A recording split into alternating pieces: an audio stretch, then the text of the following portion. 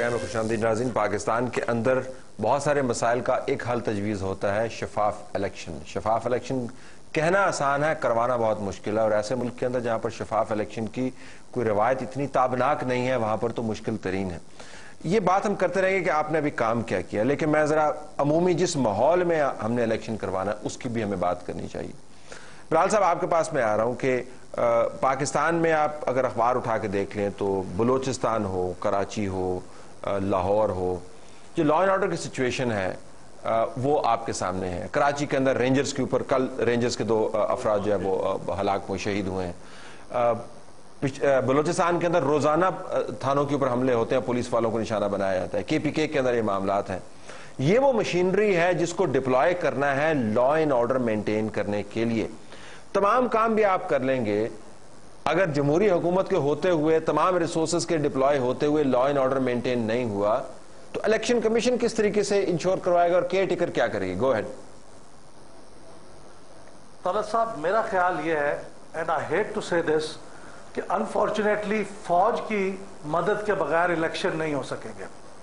اور فوج کی مدد جب میں کہتا ہوں تو مطلب یہ نہیں ہوتا کہ فوج الیکشن کروائے گی، الیکشن کمیشن ہی کروائے گا، لیکن فوج کو ان کو ڈپلوائے کرانا پڑے گا پولنگ سٹیشنوں کے باہر اسٹریٹجک لوکیشنز پہ، تاکہ وہ ڈیٹرنس کے طور پہ موجود رہیں اور کہیں لا اینڈ آرڈر کی سچویشن اگر پیدا ہو تو فوری طور پہ پہنچے۔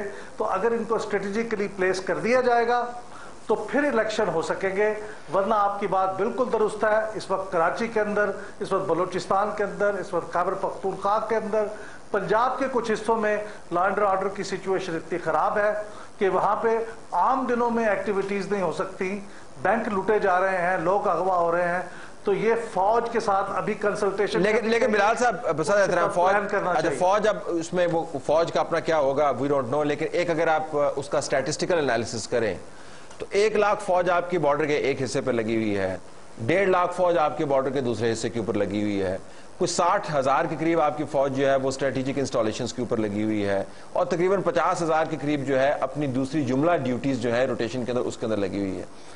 اگر آپ سارے پاکستان کے اندر لا اینڈ آرڈر مینٹین کرنا ہے آپ نے، اور اگر آپ نمبرز ورک آؤٹ کریں تو وہ اگر تمام سنجیدگی اور تمام الیکشن کمیشن کے احکامات کو بجا لاتے ہوئے اگر وہ اطاعت کریں بھی، نمبرز آر ویری انیڈیکویٹ، تو ایونچولی آپ کو ریلائے کرنا پڑے گا پولیس کے اوپر، ایونچولی آپ کو پیراملٹری کے اوپر ریلائے کرنا پڑے گا، تب جا کر شاید یہ بات بنے۔ فوج کہنا آسان ہے لیکن نمبر سپورٹ نہیں کرتے ہیں اس کو، they don't have the numbers۔ دیکھیے 2008 میں بالکل یہی سچویشن تھی، لا اینڈ آرڈر کی سچویشن کو اتنی اچھی نہیں تھی، بے نظیر بھٹو صاحبہ کہ اس زمانے میں اسیسینیشن ہو چکی تھی، بہت زیادہ برا حالات تھے سندھ میں خاص طور پہ اور پورے ملک میں بالعموم، لیکن فوج ان تمام حالات کے باوجود اسٹریٹجک لوکیشنز پہ ڈپلوائے ہوئی تھی، ویزیبل تھی، لوگ دیکھ رہے تھے، اور اس لیے انہوں نے ڈیٹرنٹ کے طور پہ کام کیا تھا۔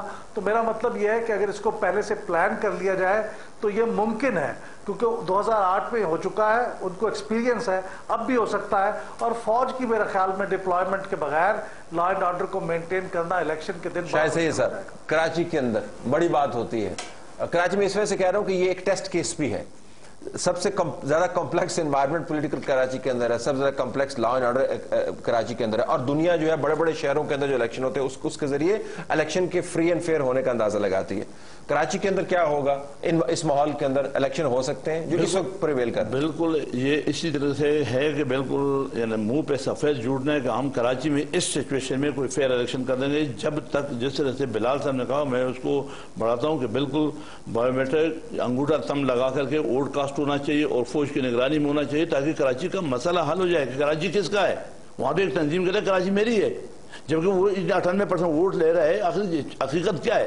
تو اس حقیقت کو جب تک معلوم نہیں کرو گے، میں بولوں کہ جو بلوچستان کی مایوسی ہے وہ بھی ہماری اسی الیکشن اور یہ غلط پالیسیوں کے نتیجہ ہے، کیونکہ بلوچستان کا جو رقبہ ہے وہ 3.5 لاکھ کلومیٹر ہے، اور ہمارے جو خیبر پختونخوا ہے اس کا 74,000 کلومیٹر ہے۔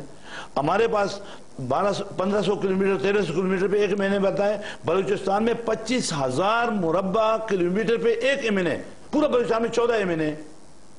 تو جب وہ ایک ایم این اے اپنے علاقے میں جائے گا تو غم خوشی، وہاں بجلی، وہاں پانی، وہاں سیوریج پہنچائے گا تو کیسے کرے گا؟ ان کی فنڈنگ تو ایک ایم این اے کے برابر ہے۔ تو آپ کے خیال میں اس کا سلوشن کیا ہے؟ سلوشن کہ بلوچستان میں 5 لاکھ پہ نہیں ہونا چاہیے، جہاں پہ ہمارے پہاڑوں میں 1 لاکھ 2 لاکھ اونٹوں کے اوپر MNA بناؤ. آپ نے پاکستان میں پنجاب میں 5 لاکھ, بلوچستان میں 5 لاکھ پورا کرو, خیبر پختونخوا پہ 5 لاکھ پورا کرو. بھائی اس میں تھوڑا چینجز کرو, اس میں کچھ اسپیشل ان پہاڑوں کو. اب ایک پہاڑی علاقہ ہے, اس میں ایک پہاڑ سے دوسرے پہاڑ جانے میں 3 دن لگتے ہیں, لیکن یہاں پہ اگر ہم پنجاب میں پلین زمین پہ جائیں گے تو 1.5 گھنٹے میں پہنچ جائیں گے.